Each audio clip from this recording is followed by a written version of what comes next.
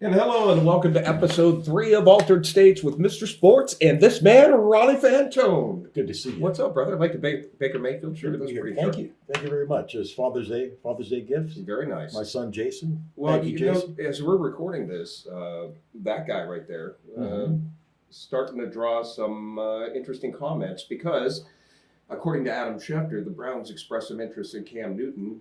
Does that mean that they don't have confidence in Baker Mayfield in year number 3? Absolutely not. I think it's just the fact of being an organization finally that doesn't leave any stones unturned. I mean, you have to talk to whoever you can. You never know what's going to happen. You know, quarterbacks are always like one play away from being out for the season. So they didn't know at that point. They talked to Cam Newton if he was going to sign with anybody or not. I mean, or if he would be signed maybe down the road when something would happen, they could talk to him again if there was an injury to Baker Mayfield. But I don't think it's any problem. Well, they're like Tom Brady, you know. I mean, Exactly. ironically, the Patriots end up signing Cam Newton, but Brady chased Garoppolo out of there. Basically, he didn't want any competition. He didn't feel comfortable with certain people sitting on the bench, and I don't know if that would have made Mayfield comfortable. It probably would have added to the pressure for him. Yeah, there was all kind of problems with the Browns have been through that so many times. When Brian Hoyer was there, I mean, he was just an okay quarterback, but he tried to carry himself like this superstar that was, you know, there should be no competition, and he would get peeved, you know, when there was any kind of competition or talk of someone maybe starting a game in place of him.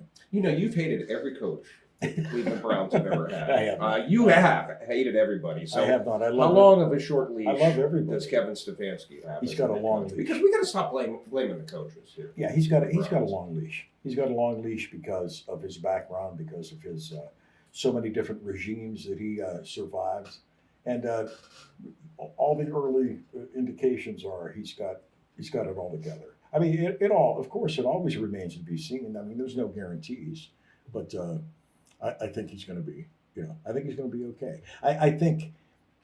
It just seems to me, isn't it in typical Browns fashion, you guys? Don't you think it's in typical Browns fashion that when the Browns are looking pretty good, there's a pandemic?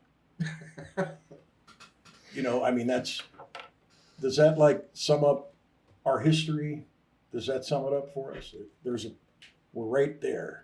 Well, just like And there's not going to be any football. Well, just like with the Cleveland Indians when they were in the World Series a couple of years ago against the Chicago Cubs. I mean, they got all this momentum. Rajai Davis takes Chapman deep, chokes up on the bat. The whole crowd's going crazy up in Cleveland, and the fans are back into the game after being left for dead. And then the rains come. I was just like, I don't know what it is about Cleveland, but it's always been, there's a curse one way or another that always seems to implode over our sports organizations. I think a great analogy is the fact that it's like climbing a mountain. Mm-hmm. You climb this mountain like it happened with the Browns in their comeback in Denver in the second AFC title game in '87. And they came all the way back in the second half, and they get there, and they're like, you're at the precipice. You climb that mountaintop, Browns Right. fans. Here we are. Yep. Here we are.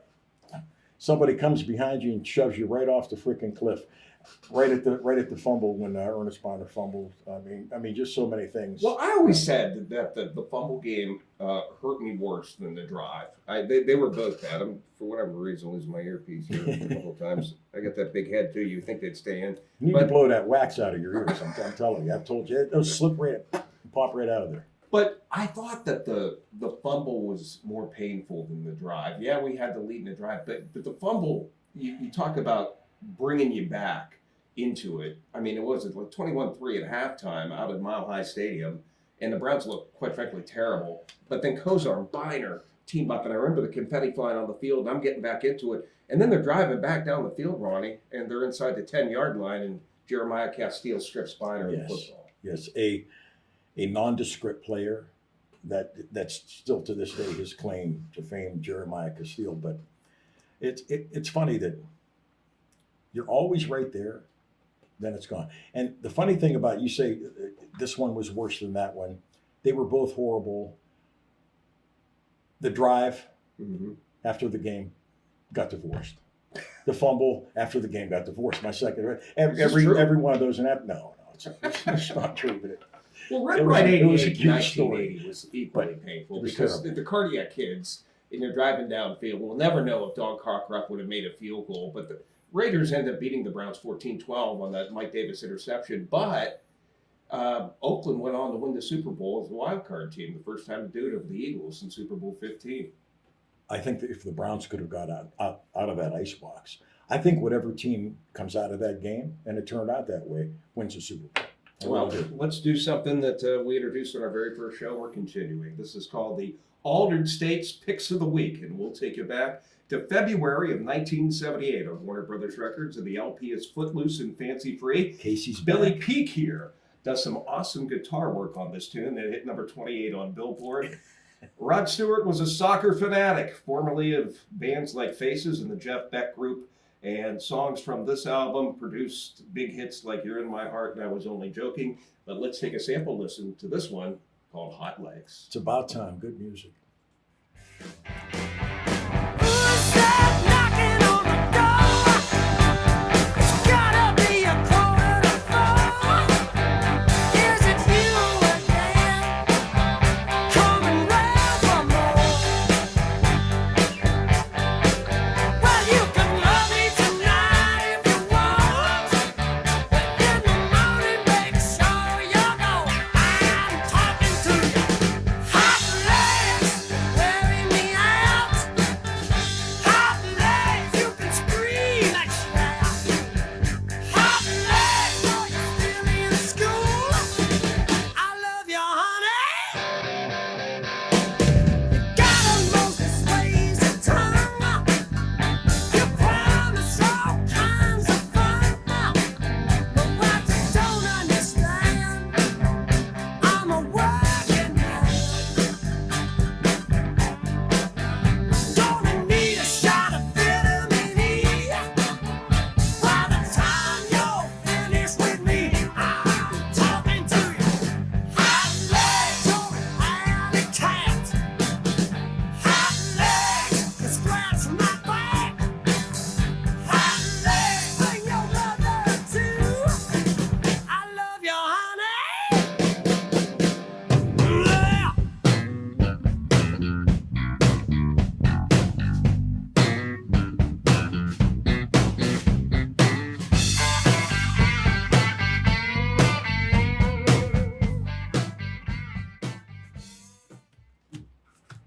Rod the Bod Ah, Stewart, that is and some- Hot Legs. that is And some it- good And as stuff. you saw there from the photo collage, Isn't a that lot great of different stuff? looks for Rod Stewart. The hair. Oh, the The hair, the different hair. voice, the gravelly The voice. hair and everything. But you know what? He still sounds great. He does. And you know, one of the criticisms against Rod Stewart was that he mellowed out too much, became too much of a balladeer. But and I think with mature sounds, Rod Stewart, Elton John, these guys want to start doing softer, mellower stuff. They had their rock days and everything. And Rod Stewart, too, went through a nearly catastrophic event in his life. He had throat surgery Yes. back in 2000, and he had to relearn how to sing, which is amazing, and keep that gravelly voice that he has. I thought it was great when he did the romantic albums, the old classics Mhm. and that. I thought it was great. Have I told you lately that I love you? No, I like how he does it, you know, because Van Morrison originally put that out, so it's pretty good. No matter who put it out, when you sing it, it doesn't sound like the same thing for some reason. I don't. You It know, sound like the same song. I know. I don't know what it is. What did I do with the I don't know what it is. my mother gave me for voice lessons? Let's talk about old announcers and who we liked and who we didn't like, and maybe some of my thoughts were surprising. The NBC stable, you had Kurt Gowdy. Kurt was everywhere, and one thing that really bothered me when Kurt was folding up the tent there toward the end of his run I in wanna- the 70s. I want to mention like mine first. Well, okay. Because when you do everything first, But- then it looks like I'm just like repeating But you. Kurt Gowdy was Like, kind of like the this shut more, up all this before. moron does is I just was really repeat upset Mr. with it. Sports. Did you like Kurt Gowdy? I don't have any. I'm just kidding. I love Dick Enberg and Merlin Olsen. Okay, we're talking about what's the face? I did not like I, when NBC got rid of Gowdy in favor of having Dick Enberg as the number one guy. Now, I Okay. do like Merlin Olsen with Enberg, and I did like Enberg's Oh My and everything, but I didn't want to see Gowdy go. I was sad when Enberg took over the number one man. well, he did more than just oh my. Oh My! Jack Buck. Jack Buck, That's good voice, solid announcer. Liked him. Toiled a little bit, mostly with CBS, a little bit with NBC. I'm sorry, you guys, but my favorite, Harry Cosell. Made Monday Night Football. Yeah. He clearly made Monday Night Football. And yet people were throwing bricks. What's wrong? It's like, Can you do something, Bill? Can you do something with his can head? you or glue these in my ear, can you Bill? grease up please? his? It's like tugging on me. What are you doing? But no, anyway. Somebody's pulling his background. People were throwing bricks at TVs, and every stadium that they went Yes. to, there was always the mouth, and they would show all these really bad things. When Cosell left those ballparks, you know, he feared for his own security, and you know, I'm sure as big as ego as Howard Cosell had, that had to hurt him painfully. Oh, I'm sure. You know what helped him? He drank a lot of vodka Yeah, well, yeah. during those games. That's what was always in his I cup. believe that too. He threw up on Meredith's boots, I think, in the Eagles Giants game. I want to say it was 1970. But I thought Frank Gifford was the guy that kept them all. Andy Don Meredith was terrible in analysis. He Yes. was just a fun country boy out there. It was to just offset fun being Cosell. there. It was like inviting a guy in a bar, you know, Mhm. just to talk football with you, and that's why he was popular. I mean, he would never dissect the plays or anything. he was just being himself. have fun. He had fun, and from what I heard, he had a lot of fun in all Yeah. the different cities. Oh, yeah. no doubt about it. But just to prove to you the effectiveness of Howard Cosell, you know, after he left, due to those racial comments, Mhm. which were alleged, but here he called his grandkids that, which was just preposterous. But OJ, Namath, Tarkington, they tried all these different people to come in, and it just didn't have the same flair. To Al Michaels' credit, he did a nice job. Al Michaels, what's your I think Al Impression, Michaels yeah. is terrific. I really do. Yeah, I think he helped save Monday Night Yeah. Football because they needed it after Cosell left. Jim Simpson and Charlie Jones.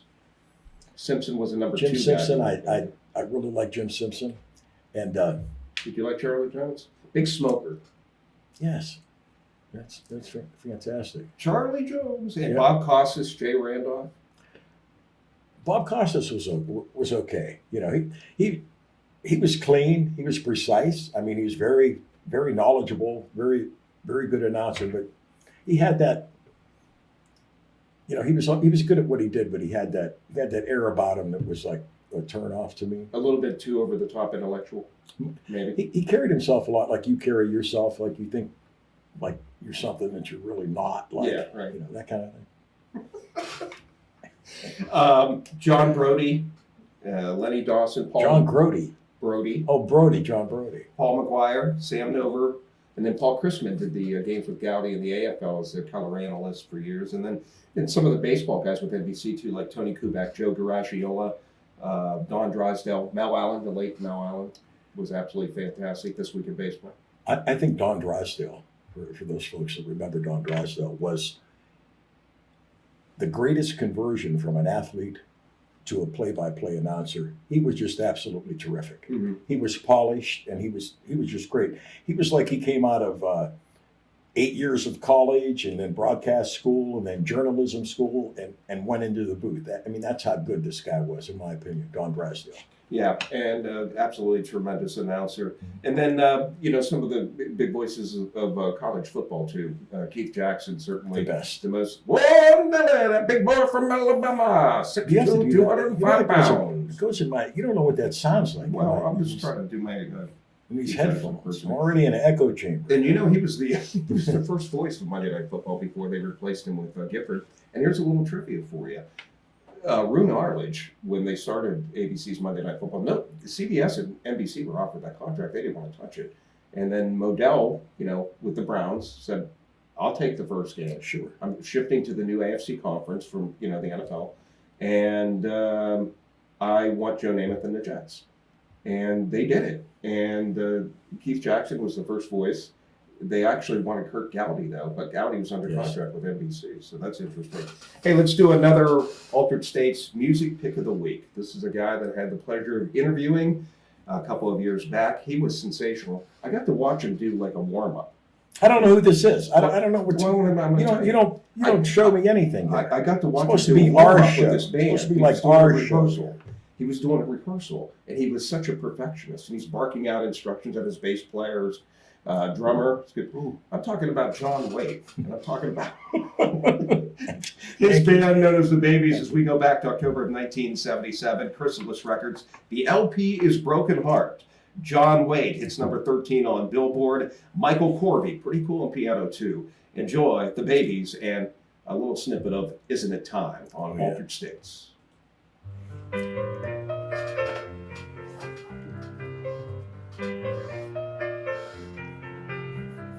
Falling in love was the last thing I had on my mind.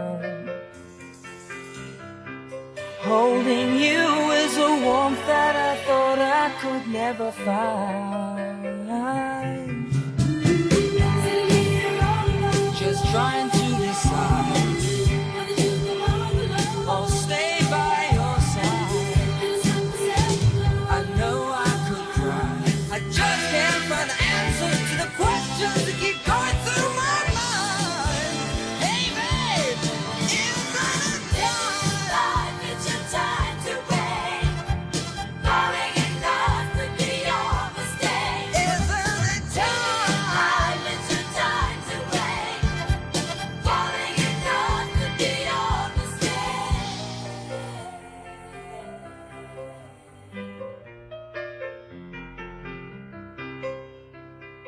I've seen visions of someone like you in my life.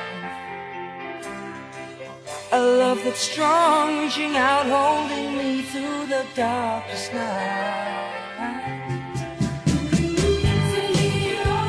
Just trying to decide. I'll stay by your side. I don't want to cry. I just can't find the answers to the questions that keep going through my mind. Hey babe, isn't it time? It's your time to wait. Falling in love could be your mistake. Isn't it time? It's your time to wait. Falling in love could be your. And he's also the former lead singer for the band known as Bad English, but a big solo hit for him too was contained in the motion picture Vision Quest, Missing You from 1984. That's John Waite heading up the Babies from 77.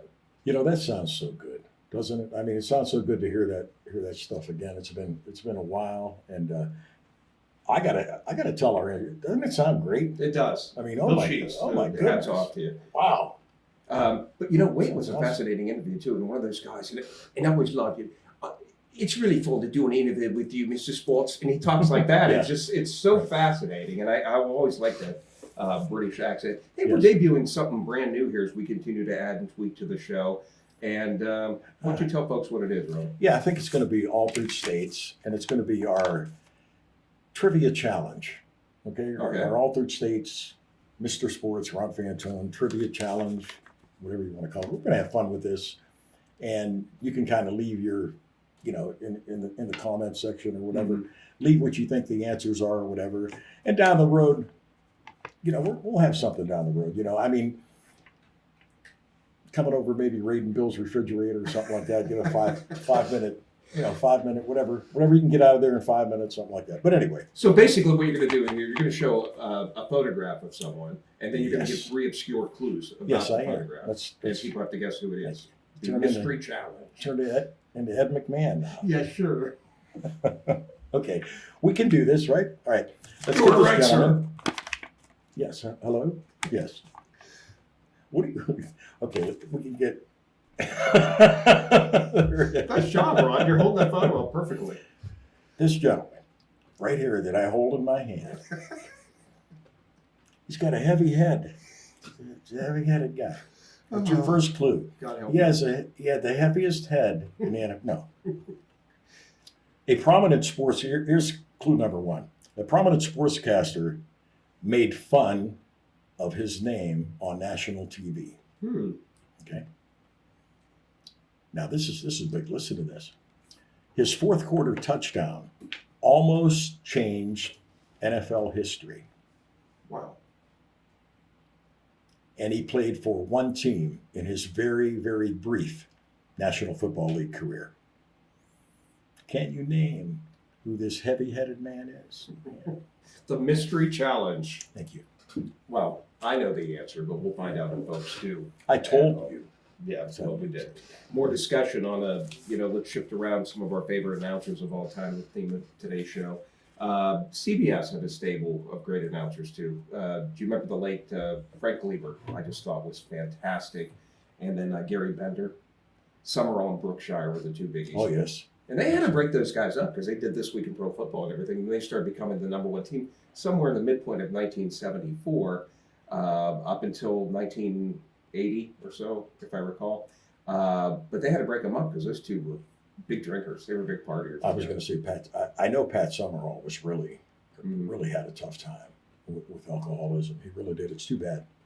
And boy, what a great voice. And a man of very little words, too. Tony Hill, touchdown. And that's all he would say, but people loved it. And then you got the animated John Madden that would come in a little bit later and this and that. I would rather have the Madden type. Mm-hmm. Pat Summerall, I loved him, but he should drive me crazy with that. I mean, Really? you'd be in a tied Super Bowl, 21-21, 2 minutes left. Touchdown, Atlanta. They're going to win it. But he had that voice. He had that presence. I liked him. No, but little. I liked him. Little excitement. Yeah. What, like Enberg? It was over the top, screamed his head off. I could You know, almost. why you? I'm Why? just Because I said I like thinking. Why do you have to come back and hit me with that now? Because I like Dick Enberg. My opinion's different than yours, so it means it's the wrong opinion. All right, now NBC back in the 1970s could never get a viable pregame show. CBS got What kind of a pregame viable. CBS got one. Viable. NFL Today with Brett Musburger, that I thought was a tremendous host. And I can't believe, you want to talk about legacy, that guy's still around. Phyllis George, Irv Cross, Jimmy the Oh, Greek. They were great. Terrific. Now, you used to make fun of Jimmy the Greek and Mary come on with the board and, oh, if you overhear Brent, the Bears He beat the was Falcons terrible. today with the big check because they got the quarterback edge. You would The bet thing was- against him. Jimmy the Greek was awful, picking games and picking against the spread and things like that. He was terrible. He was below 50% all the time. I mean, I didn't I went understand. back and watched some of those old games, and they would come to him for like leaks and stuff, and he would be torn up today because everything he would say, none of it would come true. Absolutely. Well, on Tuesday, the Chicago Bears are going to be talking to this guy. Mark it down. You heard it, Yeah. and he never talked to him. It was just like absolutely nuts. But Jane Kennedy would come later and replace Phyllis George. But I just thought that the chemistry on the set of the CBS NFL Today was. And the tremendous. thing about Phyllis George and Mhm. Jane Kennedy is not only were they weren't there because they were beautiful women, because they both were, Mhm. but they were there because they had a lot of talent and a lot of ability, really. Ray Scott, Jack Whitaker. I like Ray Scott. Vin Scully. All guys that did football. Scully's always going to be tied in as Dodgers. as a Dodgers baseball voice, though. But Scully did a lot of football too, as well. Yes.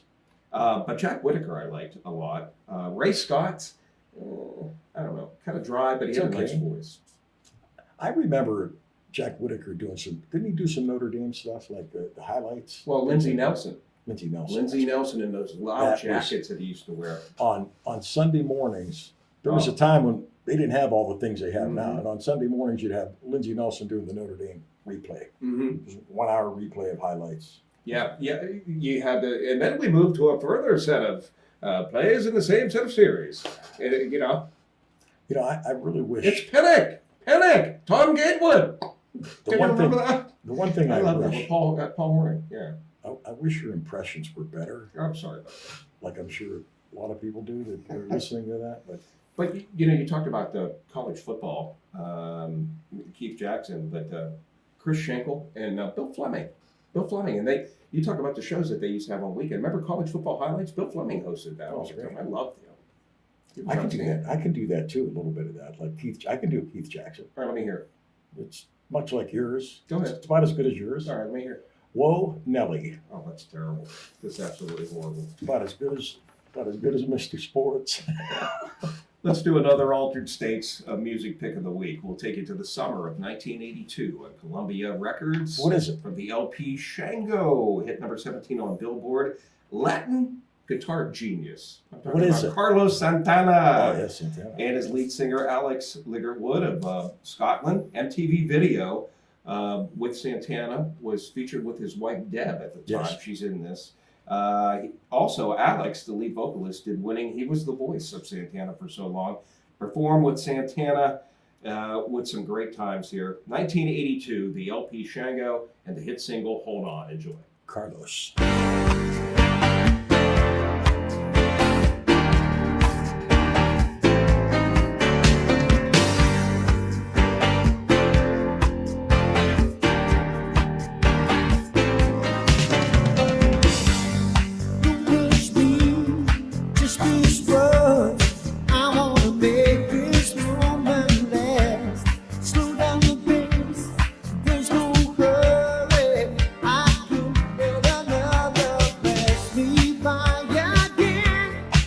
Let me be the one to say when I've had enough.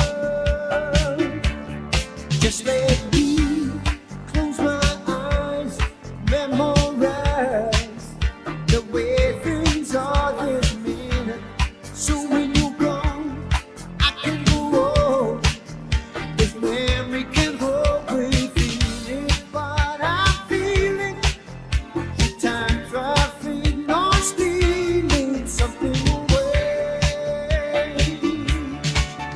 Hold on, nothing's the same. Tell me why I feel this way.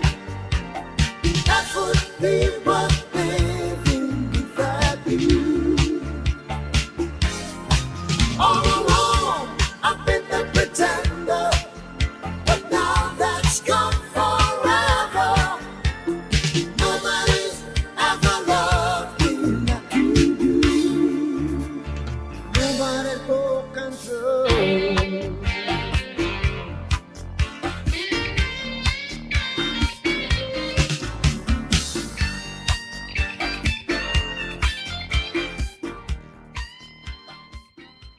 And there you are on the countdown from 1982 with the album Shango. It's Hold On by Santana. Looking good and sounding good. I'm telling you, that was fantastic. And this long distance dedication comes to us from a Come little girl on. in Cincinnati. What is this And her impression? pet's not- No, I'm just kidding. Hey, enjoyed doing the show with you today. Ron's going to reveal the answer next week to Yes. the mystery challenge. Yes. You know, three obscure clues there. We'll find out. But we have a little tease here because we have an interesting guest coming up next week. Longtime friend of mine and just hilarious. You speak of Jimmy the Greek. On ESPN's 30 for 30 series, they did one on Jimmy the Greek Snyder, and he was the voice of Jimmy the Greek in the narration. We're talking about Basil, the Greek god of comedy, and he'll be on this program on Altered States. There he is there. And this is what he does in his opening act. And I got to tell you, this is one of the funniest things. If you've seen Basil, a lot of people have from the area, what he does in the beginning with that leather jacket and the cigarette, it's just absolutely hysterical. And he's so loved nationwide and definitely a big hit amongst his Greek ethnicity. Yeah, there's his world tour. Basil, he's been in Vegas. He's been just about everywhere. He'll join us on Altered States with Mr. Sports and Ron Fantone next week. Yeah, I'm looking forward to it. Yeah, It's he's fantastic. Going to be fantastic. Great guy. And he does the voice of the genie, too, in one of the Disney productions. Is that right? Yeah, in Aladdin. So Basil will be with us. We sure hope you enjoyed the show. Thank you to our executive producer, Mr. Bill Sheets, Ron Thank you, Fantone, Bill. Mr. Sports, Altered States. We'll catch you next week. Stay safe, everybody.